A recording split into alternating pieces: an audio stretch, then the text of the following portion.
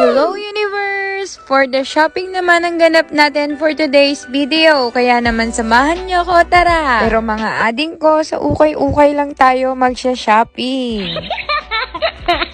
Sa mga panahong ito, ang sama ng panahon. Kaya naman guys, ayan, nagpatila muna ako ng ulan. Kaya naman nang tumila, agad naman tayong naglakad papunta sa ating pupuntahan. Nabalitaan ko kasi kay TikTok na meron daw branch ng 2nd Street dito sa Taipei. Kaya agad naman nating susugurin ito. Ang 2nd Street nga pala mga ading ko ay isang store ng buy and sell ng mga branded items. Kaya naman pinuntahan ko na kahit medyo malayo ako dito. Dahil nga mga ading ko, kailangan magtipid lang tayo. Kaya dito lang muna tayo sa ukay. Wag na tayo sa mall bumili. Ayan na nga mga ading ko, nakarating na nga tayo at hindi naman siya mahirap hanapin. Kaya naman narating na natin siya agad. Sa mga taga-Taiwan na gustong pumunta sa Taipei Main Station lang to, exit lang kayo sa M5. And then, diretso kayo ng B1 or gusto nyo mag-elevator, pwede rin maghagdan. So, eto na mga ading, pagbaba namin, agad na bumungad naman ng mga branded bags na ito. Ay gosh, ang gaganda pero hindi ko pa rin naman siya afford mga ading.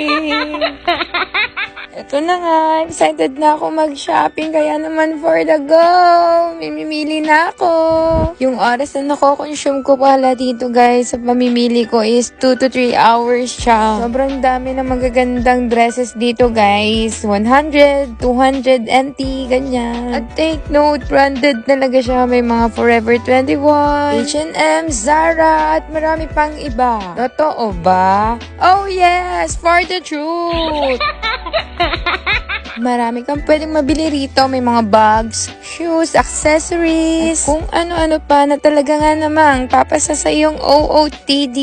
Wow! At syempre, swak na swak sa budget mo. At dito sa kabilang side, nandito naman ang kanilang mga shoes at meron pa dun sa likod.